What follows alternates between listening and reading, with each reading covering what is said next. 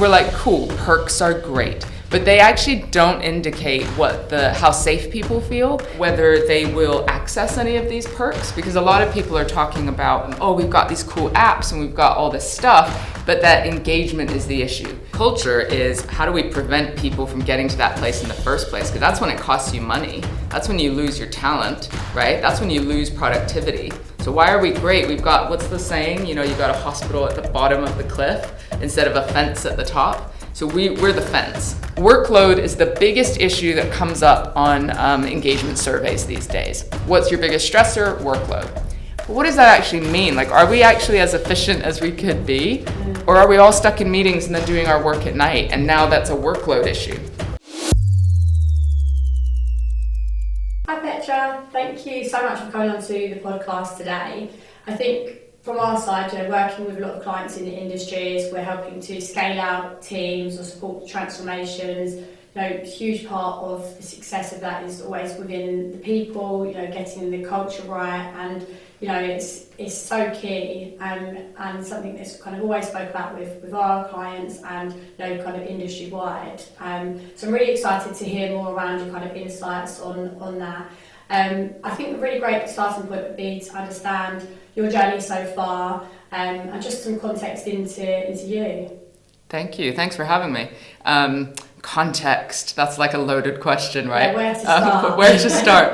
Well, I'll start from the present, which is I'm a mental health consultant. I run a business that supports organizations to think about exactly this, to think about their people. I'm a keynote speaker and author and have a psychotherapy background. And I guess I started my business out of frustration because I kept working for mental health and employee well-being organizations that were telling other people what to do, but weren't doing it themselves. So I got kind of frustrated and just thought, well, let's prove a point. Let's see if it's possible not only to help other people do these things, but actually practice it ourselves. And of course, the practice is harder than the 3-step plan or the kind of brochure that tells you just do these culture things, right? It's tough because it's about humans, it's about interaction.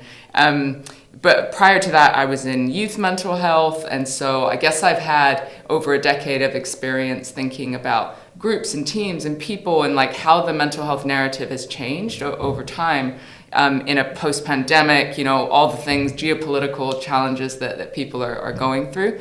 And then again, context, long before that, I guess mental health is really personal for me because I was born and raised in a religious cult. And so talk about toxic groups, right? But there were some good bits about it. And I talk on stage these days about how cults are like corporates. I'm like, I see the same things, And people go, have you met our CEO? And I'm like, no, in general, this is what I see.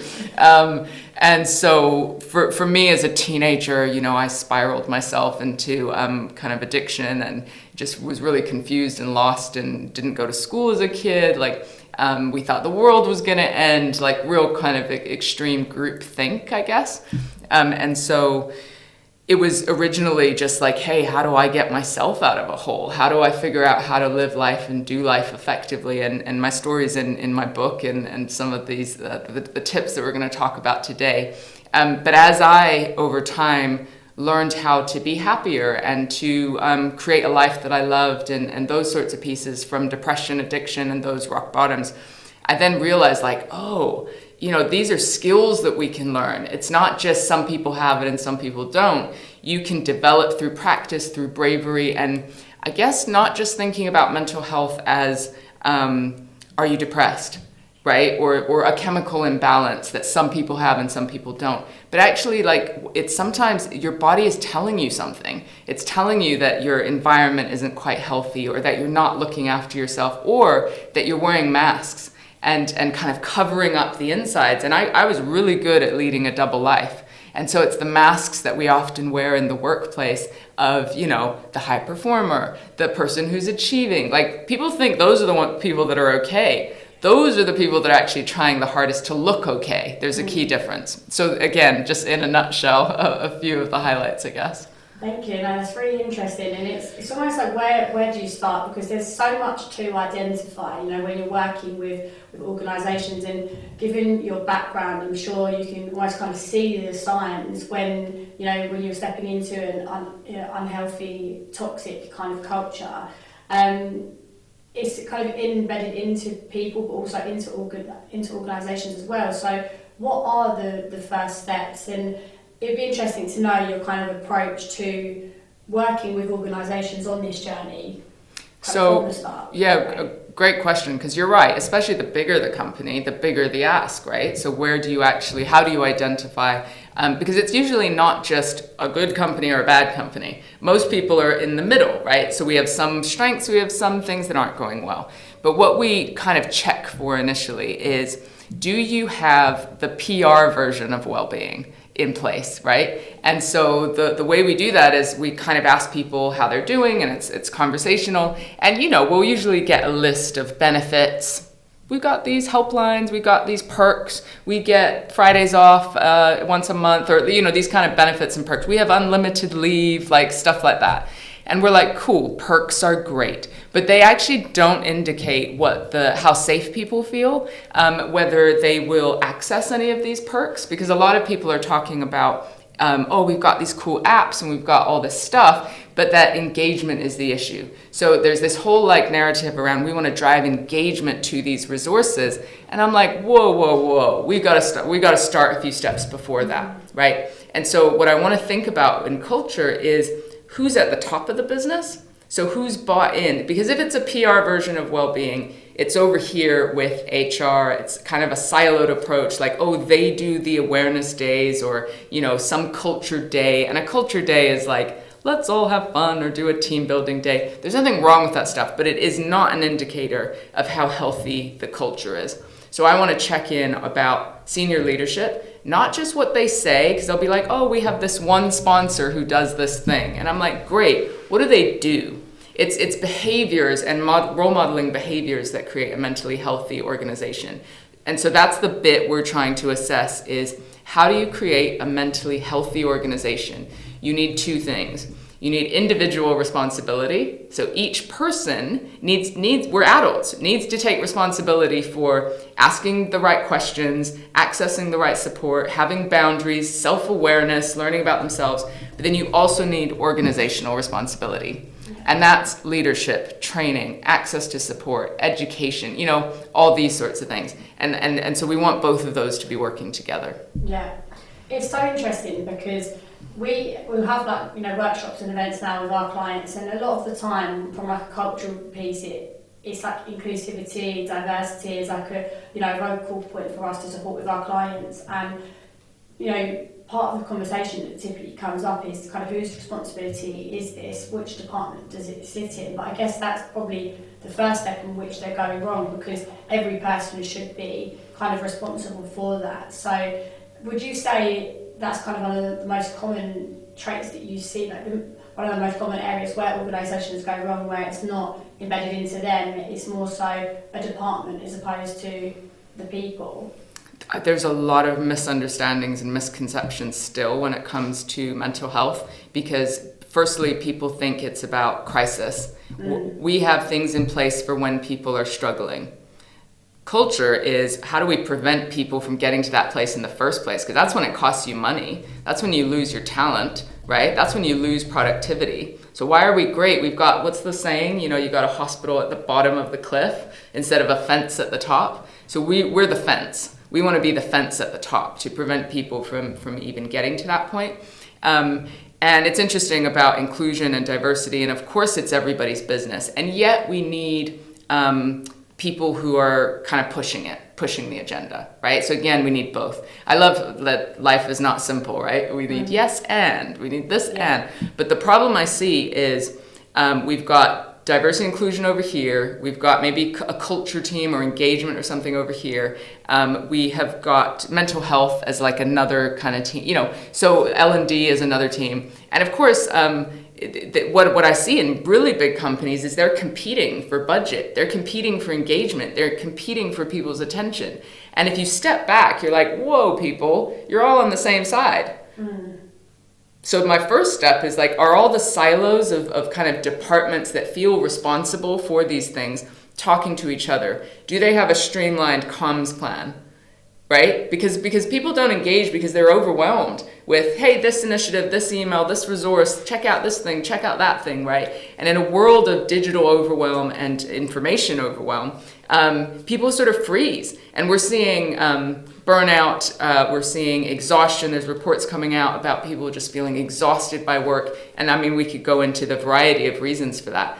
But all of these kind of teams or departments are meant to be on the same side, simplifying this issue and skilling up, I guess, managers and leaders, because that's the day-to-day environment that people are in. So if we can get that right, that just helps the culture piece. Yeah, and it's interesting because, startups, scale-ups, it's a lot easier to, step in, and a lot of the time you'll find naturally there isn't as many silos, and typically they are. Everyone does everything. Kind of working closer together. As we were talking about earlier, wearing like a lot of hats, but as you're going into like the enterprise world, and there's departments for absolutely everything. How easy is it to get everybody onto the same page? Is it very much just a case of a mindset thing of opening up leaders' eyes to encouraging them to just simply be on the same page, or is it a lot more kind of complex than that? The bigger the company, the more complex it is. And if you think of international organizations, you then have additional layers of culture and nuance when it comes to these sorts of topics. For us, there's the gold standard perfect way, which is like start from the top and then ripple it out and then get into training and do the whole thing. We're still in an age of massive change. Like, this topic is still new, even though we would say the UK, Canada, and Australia are way ahead of the game compared to other places. But we're in the foothills, we're experimenting, right? So for us, we'll often work with a department. So a department might have their own budget, and they'll be like, hey, we're not sure if we can get the agenda right at the top yet, but we want to create a ripple effect within our department and then use that as like evidence or a model of how things can be done differently to then go into different departments. And that's fine, right? So we might sometimes, get like the business development department of a law firm, for example, and they're like, hey, we've got all of these people, we've got some budget, we want to work here. Great place to start. Once that happens, you're going to have an exec sponsor or people who are in that department going, that was amazing. Let's now introduce you to this next department, right? So I'm always like, look at where a company is and move them one step closer. As much as we want to inspire them to like blue sky thinking, what's the gold standard, we're a few years off, right? And so people underestimate the impact of one person, one leader, one man in a particular industry, one person who is connecting the dots between well-being and mental health and business objectives and human performance. Not enough people are that's what we aim to do, is like connect those dots for people so that we understand that healthy people do great work.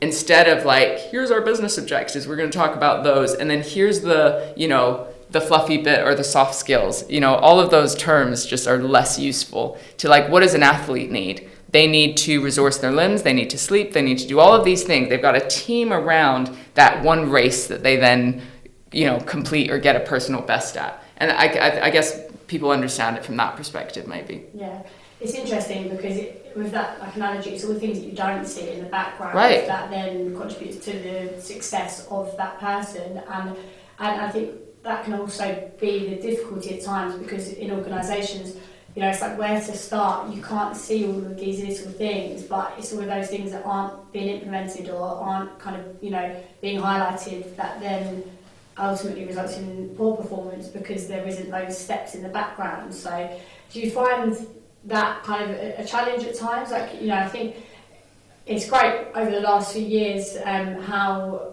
present mental health now is, the conversations that are around it, but you still get people that are very close-minded to that. It's not a thing, or how do you kind of approach that situation, and is that something that you come into account with regularly? Sure. Yeah.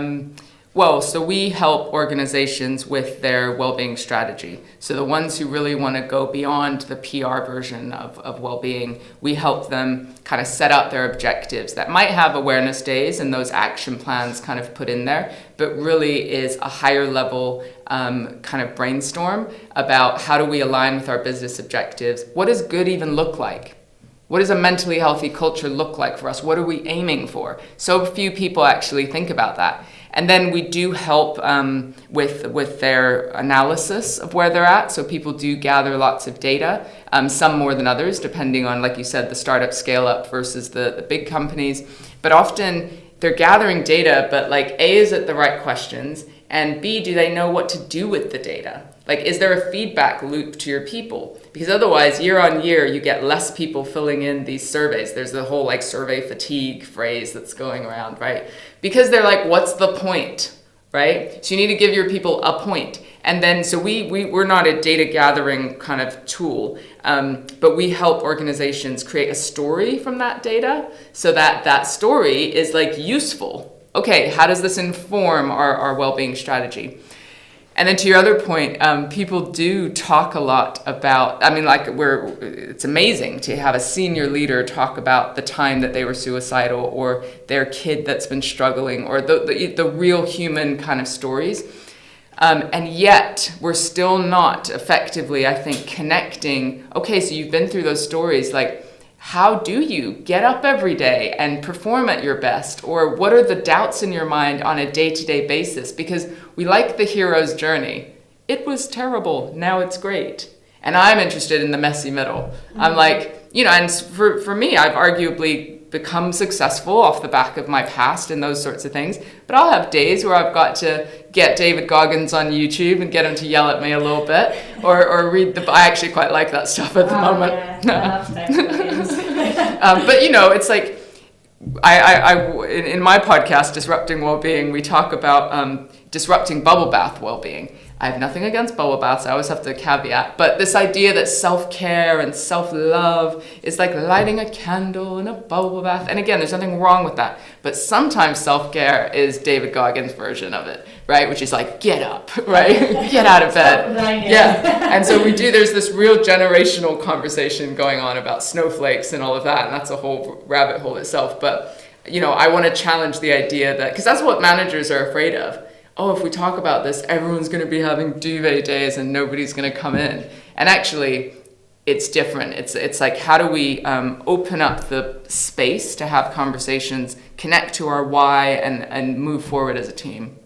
And with those conversations, do you think the most effective ones is the openness around the messiness in the middle, as opposed to anything else? Or do you find certain conversations more impactful than others? When leaders decide we're going to be more vocal about X, Y, and Z, like, have you seen kind of any organisations kind of shifting in a better direction when leaders have become more vocal about certain things regarding well-being, mental health, as opposed to just like implementing those? I think we're all different and we need different things at different times. So I'm all for the inspirational talk, where a leader says, I struggled in this way and this is where I am. And people need to see honesty modeled in front of them because they're like, oh, if he can talk, like that could save someone's life who then talks before, doing something horrific that we hear about on the news every day. So I'm all for that. And I'm all for awareness days. People think that, oh, should we not do awareness days?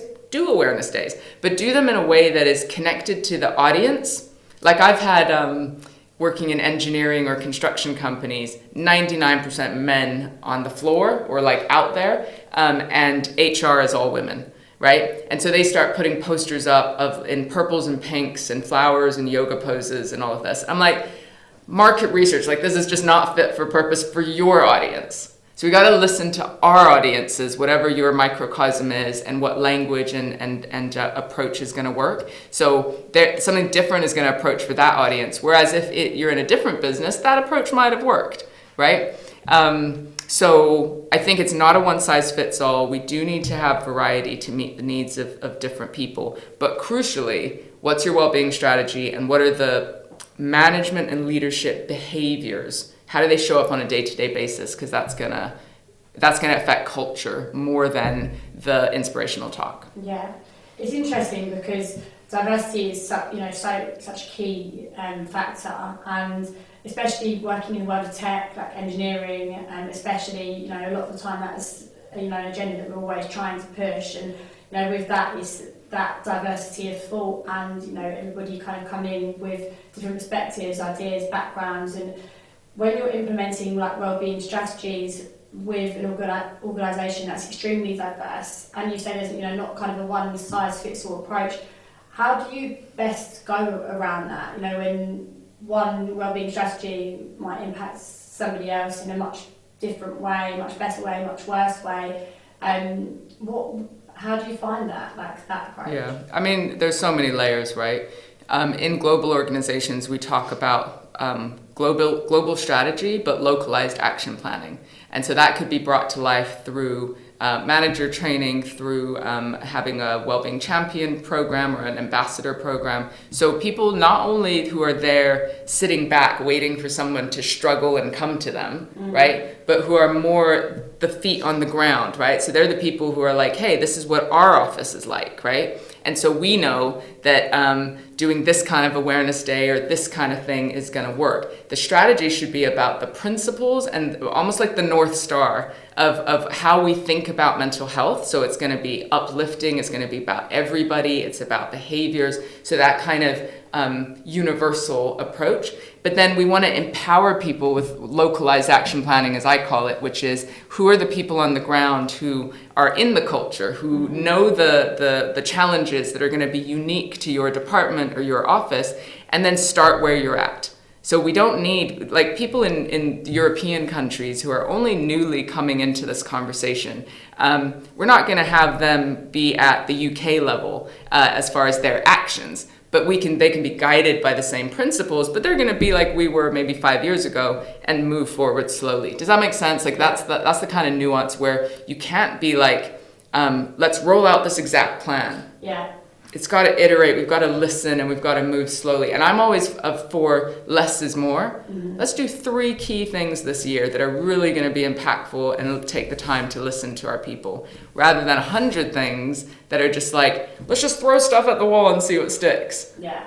Yeah, that's how I'd go about it. Yeah, it's interesting. I think, as you say, it's all about having that North Star and that direction, and then it's what works best, especially in those bigger organisations, because everybody's going to be different. And the world's changing so quickly.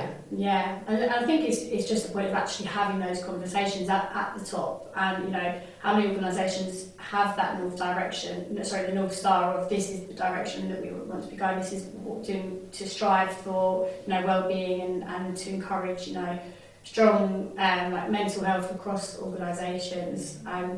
It's interesting. You mentioned earlier on in the conversation around burnout, and we see kind of across the news and statistics that are out there, and how difficult it is for a lot of people at the moment. It seems to be a real kind of pressing issue. What kind of advice would you give to organisations or to people to avoid that?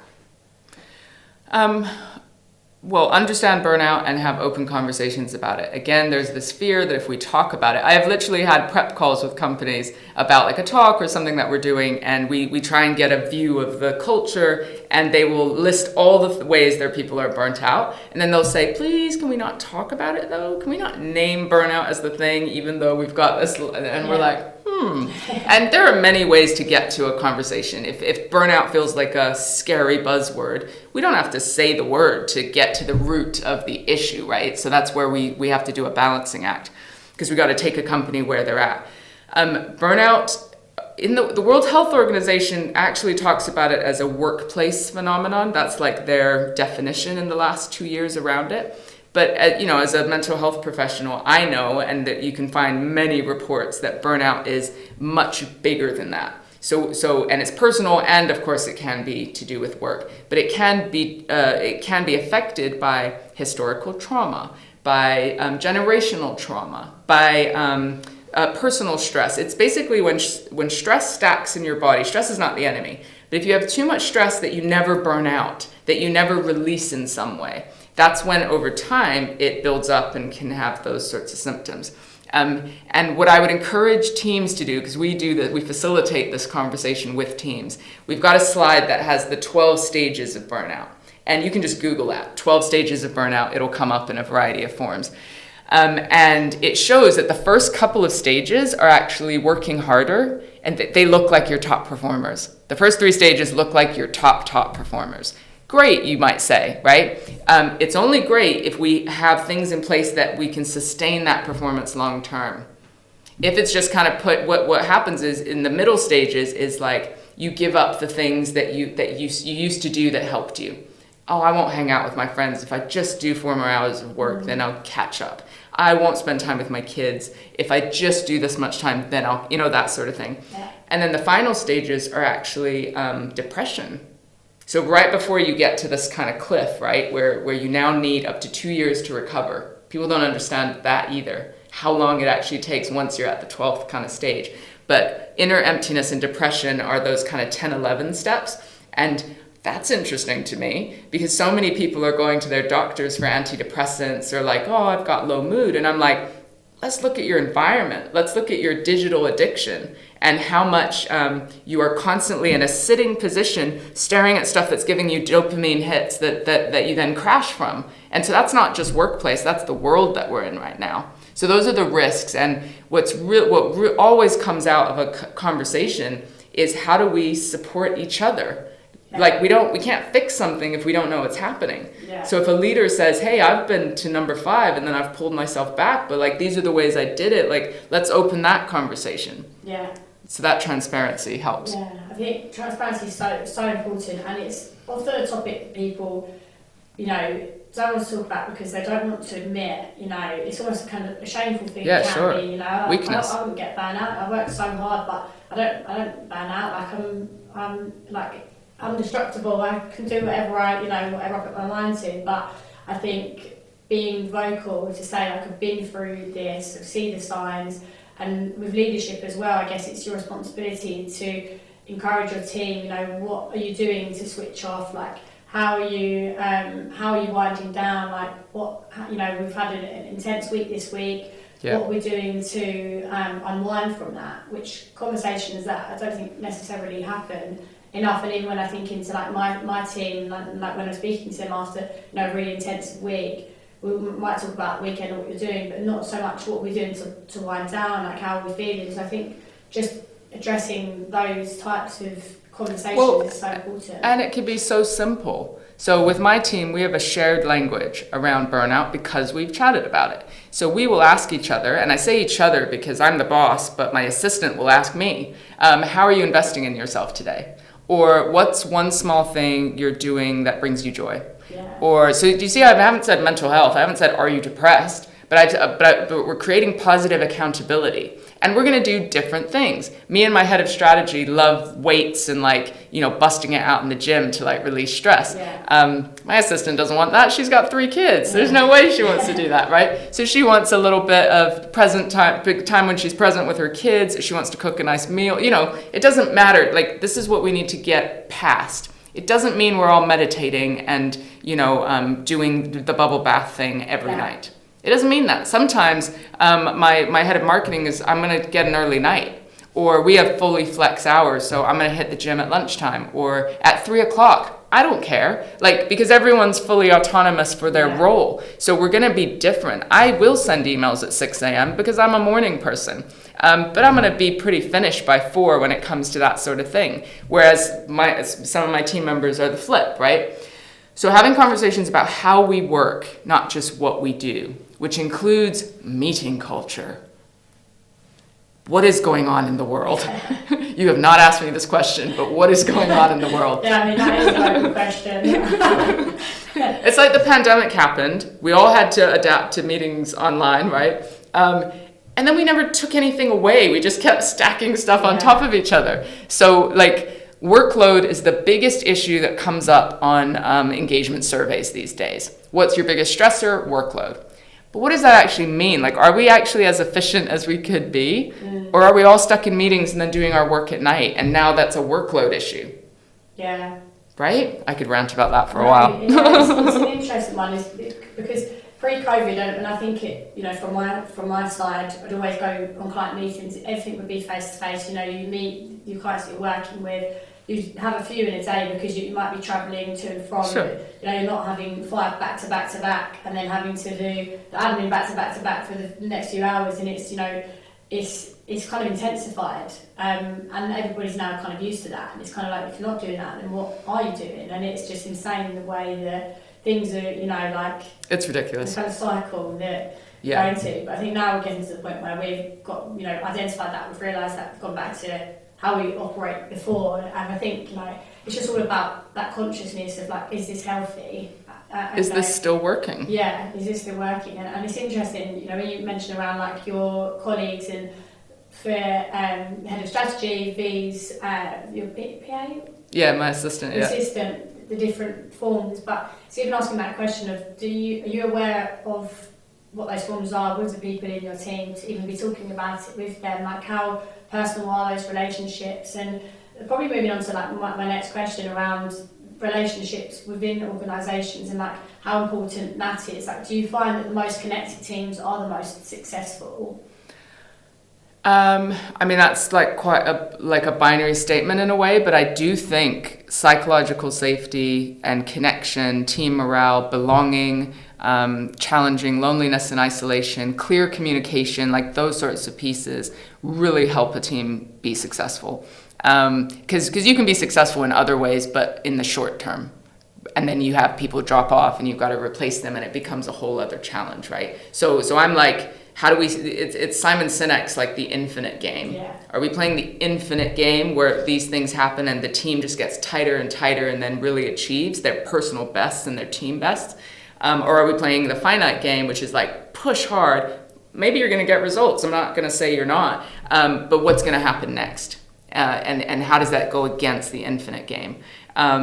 So team relationships, I think, are crucial. They look different. We have a small team, so I get that it feels more realistic, but we spend time, you know, on getting to know each other as a person, because this challenges misunderstandings. So if you don't know your team, and if somebody sort of isn't responsive for a little while, we start making stories up in our head about, oh, they're slacking, I haven't heard about this, they must not be doing this. And then by the time we have a conversation, it's from the stories we've made up. And now we get more conflict, right?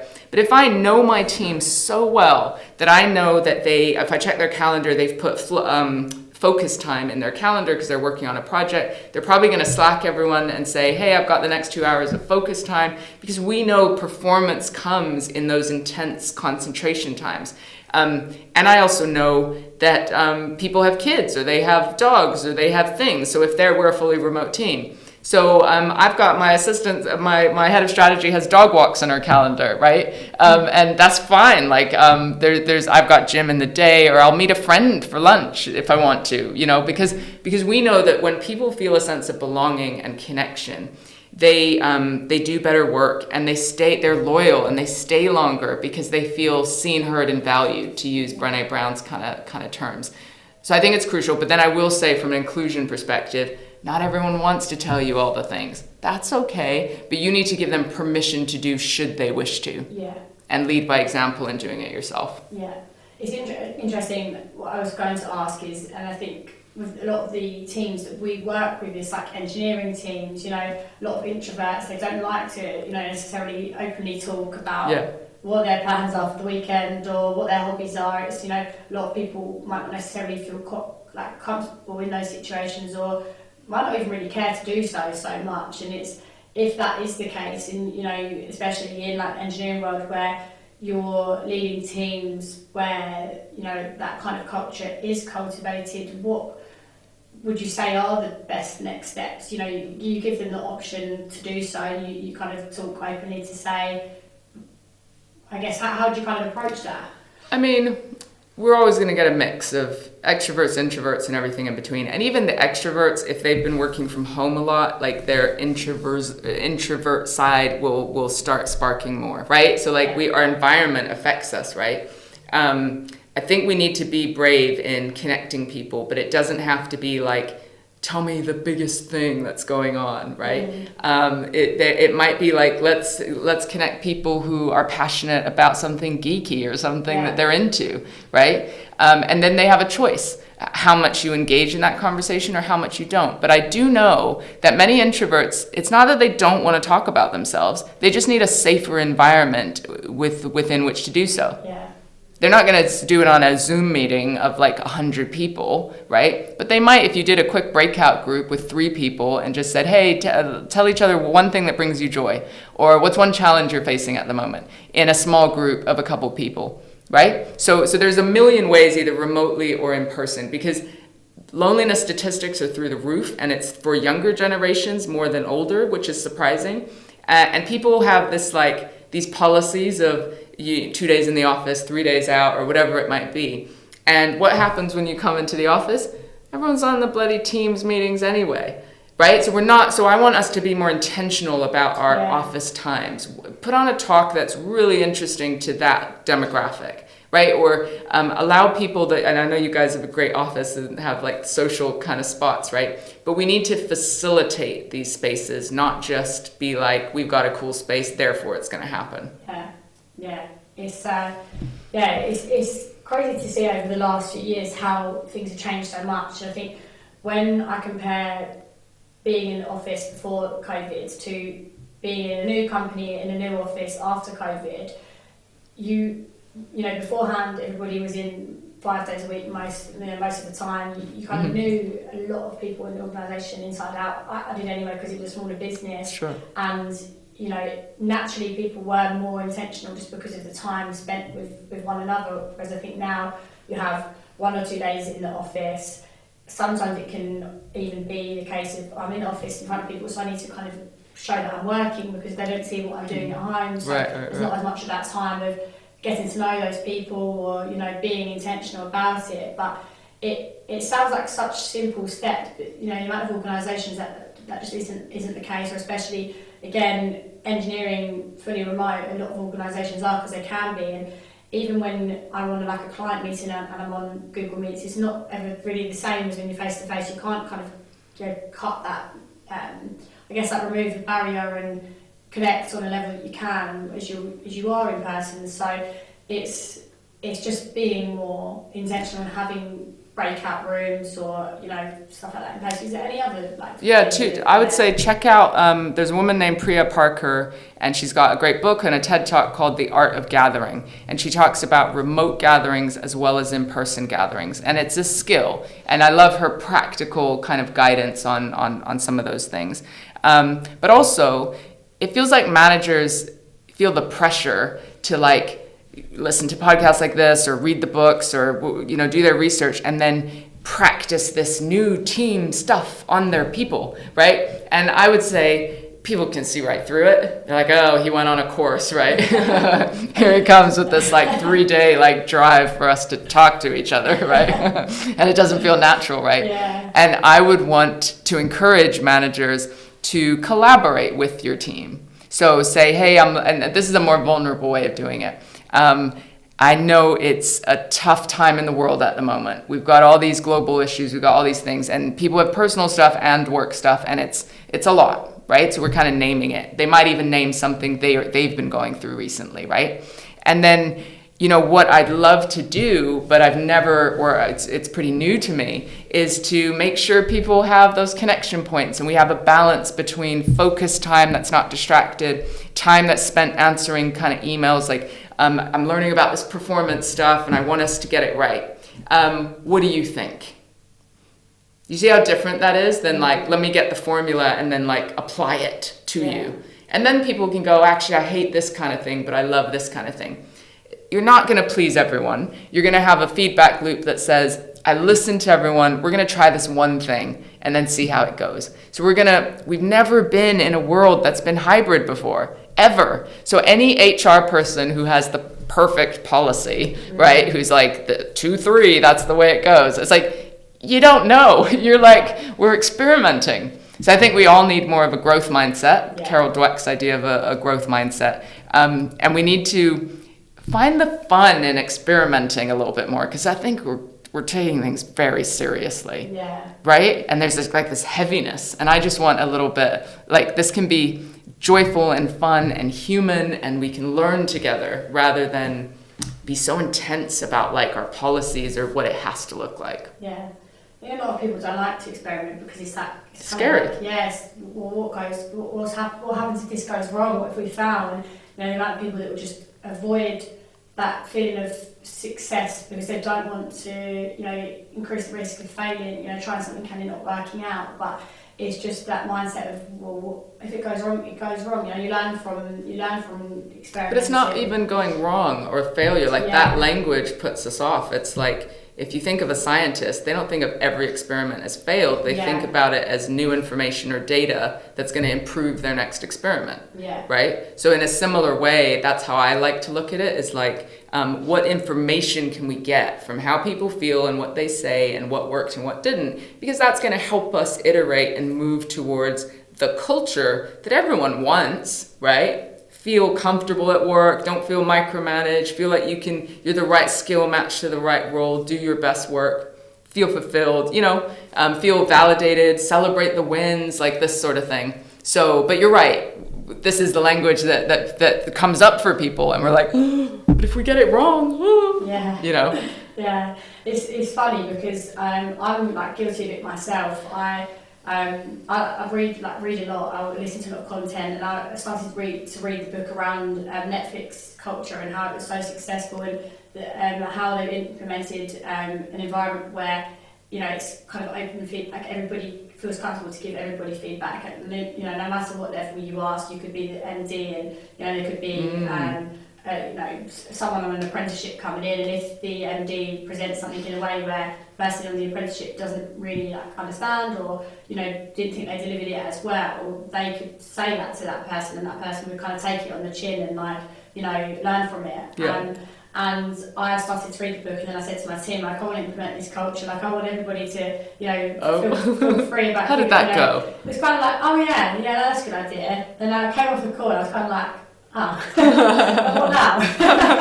So it's like, but it is the actually implementing it, and it's not just a conversation. It's the awareness, and it's like an ongoing kind of journey, as opposed to just, we're going to do this. It's like, how are you going to do it? How are you going to be consistent with that? So yeah, and you'll have formal ways and informal ways. Like we used to have the top end of our team meeting, first 15 minutes was always about culture. And we'd do a fun exercise or a serious exercise, whatever it might be. That time was important. We don't do that anymore because everyone now takes responsibility for checking in as a team, individually. We can follow the flow. But at the beginning, we needed to schedule it in. Yeah. And so that's the experiment, I guess. What kind of exercises did you do with the team? So many. So the rule was whoever came up with the exercise, and we would rotate. So from the most junior to myself, the most senior. Whatever exercise you brought to the table, you had to go first. Right? So that was the kind of you got to jump in, right? And I like intense stuff. So I'd be the one going, what's the biggest challenge you're facing personally? But I'd have to go first, right? Nice. And then we're a small team, so we do it like that. I remember we had a guy in the States who played Pictionary with the team. We played virtual Pictionary. Or we were like, find a photo that best describes your bucket list holiday. So it was some light stuff and simple stuff. We might say, from a performance perspective, what are we grateful for? We might encourage a feedback loop. Like, let's all say one thing that's great about so-and-so, right? And so you might think, that's a lot. But we built up to it. And because everyone was responsible and we took turns, like at the beginning I did it, because I was like, hey, this is what it looks like, and this is how vulnerable I'm willing to be, and I think it's important. And we've had, ex-military, we had an ex-military man who used to be in our marketing team, and he would be like that, war is happening. But everyone, it was so normalized that any new person that came into the team, they just got supported into it, right? But that's still what I would consider the formal way. Like, all right, we got 10, 15 minutes, it's your turn. And you could, again, bring something really light or bring something deeper. And then even if you brought something deeper, it's up to the person what they want to bring. So we don't, they can bring whatever they want. And then the informal ways are, hey, should we have a call? Like, let's do a walk and talk meeting and just hear about each other's lives, or just having that awareness to check in on the human. And people don't understand the return on investment of that approach is massive. Like, massive. Like, I've had days when I've been kind of in the struggle or been like, oh, this bit of the business is tough. And I've watched the team fight for the business and be innovative and creative and all the things, because I now have space to have a bad day. Yeah. Because we've set up a culture where everyone's, you can see I could talk about this all day, but everyone's responsible. Yeah, I could listen to it. It's so interesting. I think like those are really common gaps where people kind of fall short, and I think I notice it in recruitment, in like engineering world, when we're supporting businesses. A lot of the time, companies can be so performance driven that all of their time is kind of, you know, their thoughts, and that kind of cycle is always how are we performing, how are we achieving, what are the metrics, what is the team doing, you know, and all the conversations can be very heavily focused on you know, what kind of are we able to achieve, as opposed to that first step and building those foundations of like who are we as a team, like what are we doing this for, what do we believe in, like what are our goals, what's important to us. And then the second step of actually then, you know, focusing on like the direction, the performance. I think like you can't really have one without the other, because otherwise, you know, you can work people to the ground, but will only, you know, be successful for so long. You might get some good results to begin with, but the longevity of that is, you know, is crucial. And I think so, like transformation programs in you know the engineering space, like digital transformations, like 2 to 5 year programs of kind of sprinting. A lot of the time, it's like if you haven't got those foundations to start with, how well are you testing yourself up to achieve those programs? So. And it's simple stuff, right? It's simple but not easy, because it takes somebody brave enough to disrupt the habit pattern that's been going on for a while. Someone brave enough to say, hey, let's talk about each other as humans, right? But the steps are actually very easy. And there's a misconception that if you talk about mental health, everyone needs time off. Like I talk, with permission, I talk about this story a lot. My head of strategy struggles with anxiety. She's very open about it. And she'll sometimes on the Slack channel be like, my anxiety is through the roof, and I've got this keynote coming up in an hour or whatever. Now, a less skilled manager will say, shit, shall I cover that for you? You go home, I'm going to do that for you. What does that do for the person? You have undermined their skill. You have said your anxiety is not welcome here, and you've immediately put down their credibility as a professional, right? But it's your automatic, like, but I'm being caring. I'm letting them go home. I'm going to cover for them. How are they going to be when they come back? Mm. So what you need to do instead is ask open questions. How's your anxiety affecting you? Don't make assumptions. How do you feel about this keynote coming up? I think I'm going to be all right. And then my question is always, what do you need to do after? Because I know as a speaker that you can push yourself to your absolute limit, but you're going to need some recovery, which means shaking out the stress that has stacked up to ensure it prevents burnout or any of the longer term things. So she'll say something like, no, I really want to do it. I know I'm going to feel a great sense of achievement afterwards. But just the fact that I've told you helps me. And then what do you need to do after? I mean, I know it's 4:00, but if I could go to the gym for 20 minutes, it's going to mean it's not going to stack up after. Do you see how that then empowers an individual to have anxiety, but also have the skills that they didn't disappear because you had anxiety. And it actually, the morale and the feeling, of being supported in a team was boosted. They trust me to still get this done, even though I've said I'm struggling in this way. Yeah. So that's modeling how it's not weakness. Yeah, and it's also like the step before that as well. You clearly kind of demonstrate how well like your team understand each Yes. other and kind of know each other inside out. But how many teams, how many leaders don't know people in their teams that suffer with anxiety? And how can you get to the point where you do know, so that you can behave in a way to consider that when they're working, like with that example that you shared. So it's an interesting one. It's such a journey. Like there's so much to uncover, but it's just those, making the first steps and actually starting with that. But 2 simple questions. What do you need? How can I help? Yeah. So you're empowering their solutions rather than your own fears and assumptions being put on them. Yeah. Then I guess as like a leader, if you're always talking strictly about work and you're asking those questions, the answers are only ever going to be related to that. Whereas if you're starting on like those activities, as you say, or like incorporating that into your day or into your weeks, as you then ask those open questions, they can come back to you in 2 ways. It's either personal or professional. So I think it's like having the balance between the 2, which is so important. And modeling the behavior. Because I have said things like, that took a lot out of me, like it triggered my PTSD a bit.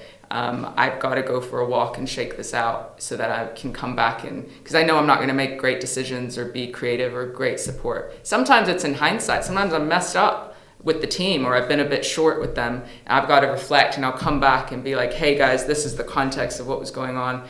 Let's circle back to that topic because I don't think I was in the best place to support or make the right decisions. What do you think? You do that enough times it doesn't have to be that you have a diagnosis, but like, I feel like imposter syndrome. I messed up on that one. And they're like, the client didn't notice or like everyone saw a great impact. You were like top of your game. And I'm like, yeah, but on the inside, right? And you're right. People don't know how to do that because I'm not afraid of being judged. I know saying those things makes me perform at my best. Yeah. And so does my team. But it's a slow building of those foundations, as you said. Yeah, leading from the front is so important, isn't it? If you could be open with and deliver, things with context in the right way, it's like, I can do that actually. If I get off a client call with one of members of my team and they didn't feel like they delivered that as well, and they asked me, for my feedback, if I'm doing the same, they're going to do the same. If not, we just won't talk about it. So it's it's a learning opportunity. Those things, for sure. It is really interesting, and it would be good to kind of touch on your book as well. So begin with you. I haven't had the chance just yet to get through to reading it. I'm really looking forward to getting into the book. I find your story fascinating and how you're coming into businesses and impacting something that's so important, and not only for the people but also to drive the organisations in the right direction long term as well. It would be good to understand a bit about the book, I guess the reason for why, and for anybody that is watching to kind of get a bit of a, I guess like a sort of trailer into what to expect. Well, firstly, it's amazing. You haven't read it, so I can say that. I can't wait. It's amazing. I guess it's like over 10 years, really over 10 years, 15 years of experience working in cultures and businesses that I've kind of distilled into this business book. It's kind of a small book that really has practical steps and ideas behind some of the stuff we've talked about today, but I go into depth around burnout, around team culture, some of those things that you can do. So if you really want a place where you can highlight and like, let's try this thing, or this is my business, or which bits do you resonate with? It's really a roadmap for how you do this strategically as well as on the ground. So it's the things I do in my consulting business every day kind of distilled into this book. And then there's a couple just deeply personal things. So I do tell more about my story and sort of how bad it got as far as addiction and the masks that I wore and the things that held me back, and what were the things that I put in place to move my life into a better place. So I've got that piece in there as well. And then I've also, because of my cult background, I've highlighted groupthink and how people in one-to-ones, and this is the frustration I see in businesses, we have great one-to-ones. And I'm like, great, does anyone ever talk about this as in a team? Because it's in the group where we behave differently, because we need to survive in a tribe. And I kind of go into a chapter just around groupthink and how it holds us back in a business. So, it's packed full of story, humor, and then kind of practical advice if you want to create a mentally healthy culture. So not just one that has the hospital at the bottom, but the fence at the top. Yeah. And with group thinking, so you mentioned like one-to-ones, which is interesting because you know, as leaders internally, we'll talk regularly on a weekly basis around a variety of different things. One-to-one's been one of them. How impactful are they? You know, how can we improve? How can we get more value out of them together? When it comes down to, you say, asking the team like how impactful they are and like having that perspective, it's obviously really interesting, probably leading more from the bottom up as opposed to top to bottom. Are there any other examples of that you kind of often see, whereas if they're like highlighted and people are aware of them, they can kind of shift their focus? There's been loads of studies and research from a social psychology perspective that in people, when they're by themselves, they'll make one decision, which is usually the right decision, and then they'll do experiments with like, there's an obvious wrong decision, but now there's kind of 20 people in the group, and they've obviously prepped like 19 of them to go along with the wrong decision. So they'll be like, yeah, that line is short and they're different, or there's a really simple experiment, and that last person in the room who doesn't understand the experiment, I think it's like 68% of the time they're going to go along with the crowd. So they're going to go along with what the majority said, even though it's so obvious in these experiments that it's the wrong choice, is how they've sort of set it up.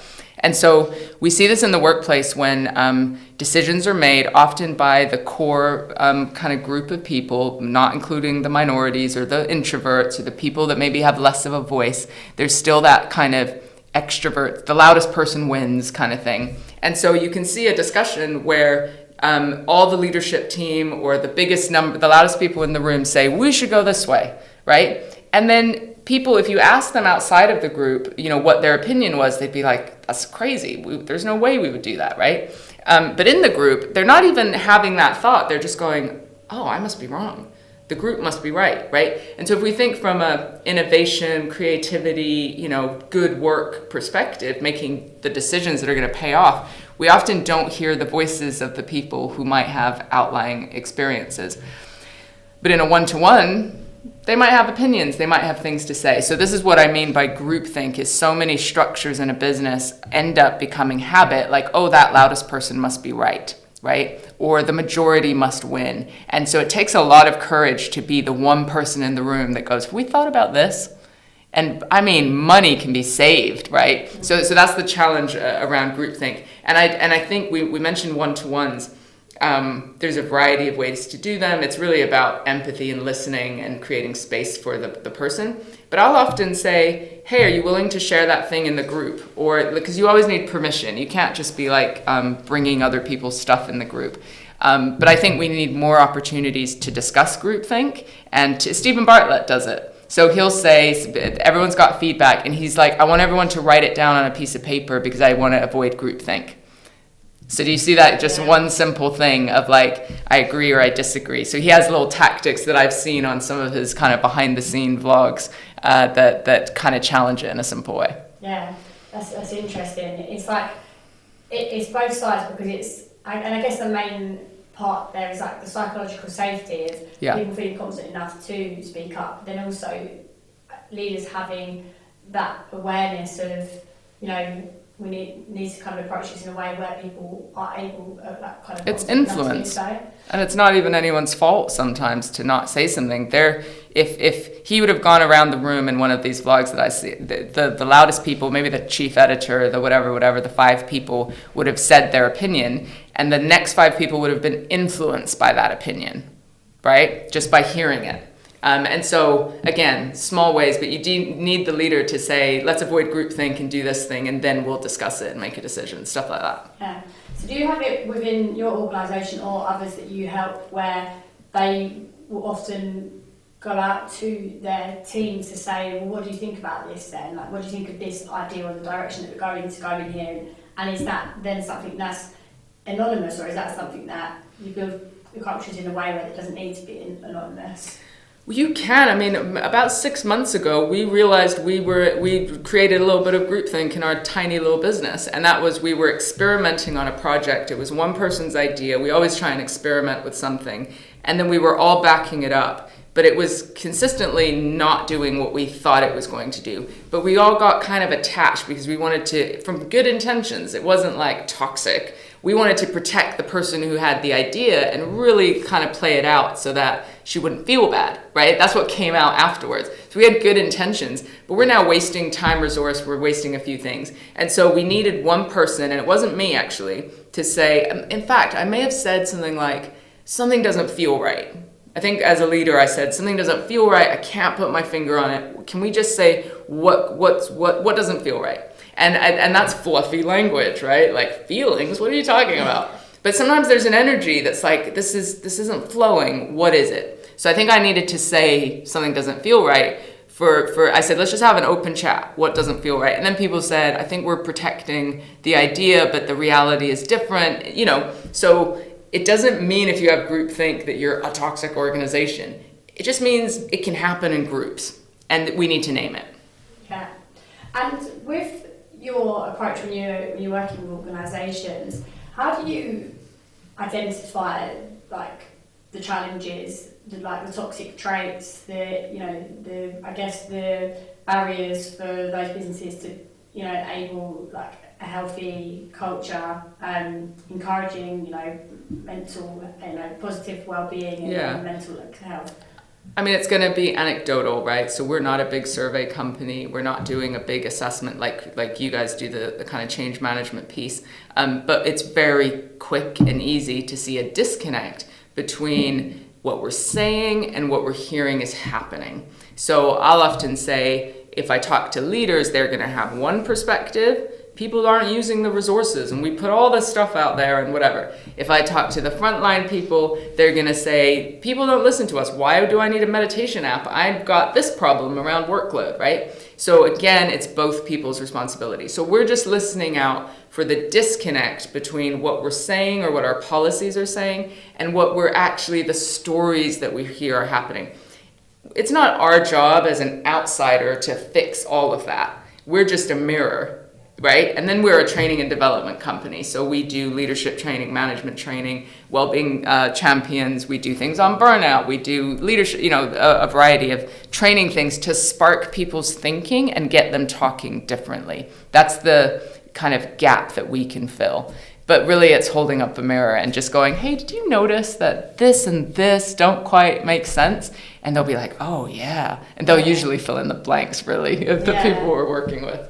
As soon as the mirror's there, it's like the penny drops. It's like, oh, hold on, didn't realise that. Sometimes they know. Yeah. Sometimes the people that are working hard to sort it out, they know. They're like, these leaders don't get it. These people think we're crazy.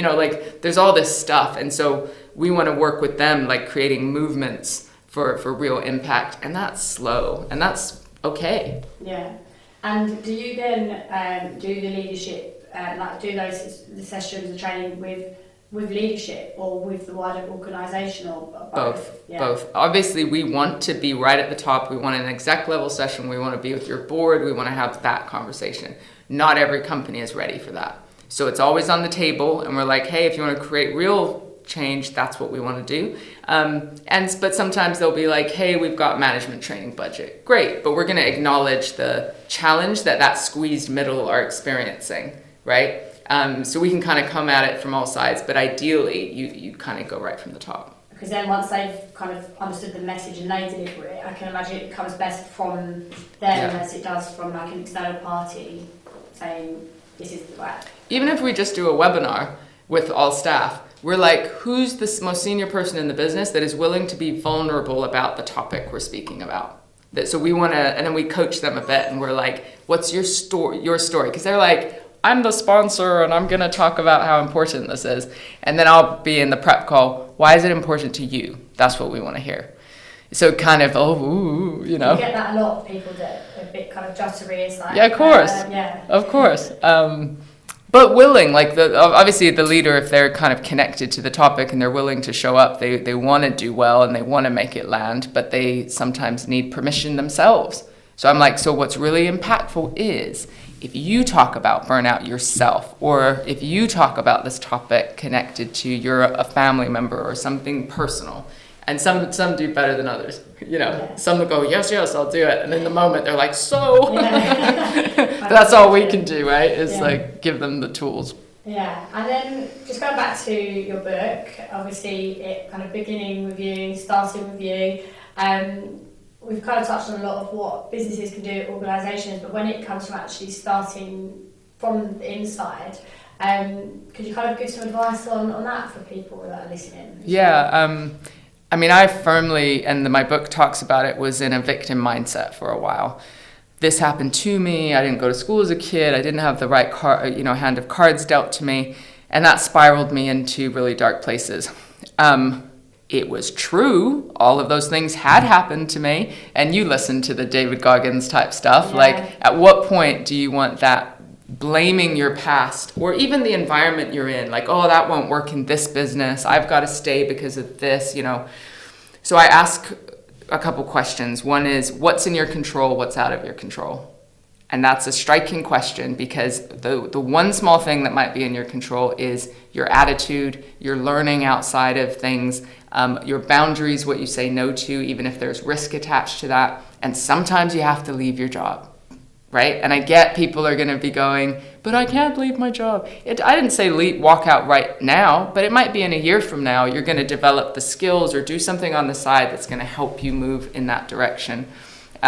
Taking radical responsibility for your life includes your health, your sleep, who you're talking to. Like, we all need 2 to 5 people in our lives that we can fully be ourselves with. And as much as we can complain about everyone else, are you doing the thing? Nobody ever listens, blah, blah, blah, all the people, and we can get stuck in that and then emotionally numb, which is eat all the crap food, watch all the, be on TikTok till midnight and, not sleeping. There are things in our world that are difficult, but are possible. Yeah. So I guess I just want to challenge people to ask themselves what's one thing that's in their control while the world is changing. And it might be turning something off, turning your news notifications off, shutting off from people that are not healthy for you. Like, sometimes it's less of something rather than more of something. Get radically honest with yourself, and what is your low mood, achy muscles, whatever, headaches, what is it telling you about your life and what you need to do to live a better one? And how about that, like, awareness piece of work as well, like, actually encouraging people to want to listen to these podcasts or want to kind of care about their well-being, like, in the world of business, I think so many people are so kind of like tunnel vision of focusing on their career as opposed to like anything else. It's like, how do you encourage people to care more about their well-being and ultimately care more about their team's well-being, because they see, the importance of it after, I guess, kind of identifying from their side how it's made them feel, being more kind of conscious of and self-aware of what makes them feel good? I mean, human behavior through the ages has been, for many of us, we keep going in the way that we've always been going until life smacks us in the face. That's how we wake up and learn. It just is. So those rock bottom moments are opportunities, right? So many people, they're not going to wake up to what needs to happen until they've hit the 12th stage of burnout, or until they've been depressed, or a close friend has passed away and the grief opens them up, or unfortunately so many people are affected by suicide. Like, sometimes we need the extremes to make us do the brave work of changing our habits, right? I'm actually not too worried about convincing people, in a sense, to care. Because I know we're all on our own journey. I gotta trust the process. Some people are gonna be ready to hear what I'm saying at this time right now. That's great. Some people are not, but it will just plant a seed, and maybe in a year, 2 years, 3 years, they're gonna either remember or they're gonna watch something else that echoes the point. And it might be someone else or something else. I don't care. Right? I think we're all on our journey. Trust the process. My job is to lay a few things out there, and it's up to people if they're ready. And, I sometimes wish people they're rock bottom. I sometimes wish it, because I'm like, you staying in the middle of this mediocre, unhappy place is not enough for you to wake up. But when you have a health condition, when a close friend when something happens, and life will happen. Nobody gets out of this alive. Right? Life will happen. You'll have a divorce. A child will be unwell. You will lose a job. Like, life will happen. And those are the moments that you get those opportunities to live differently. Yeah. I've spoke a lot about like Stephen Bartlett, but there's a podcast with Mo Gowder.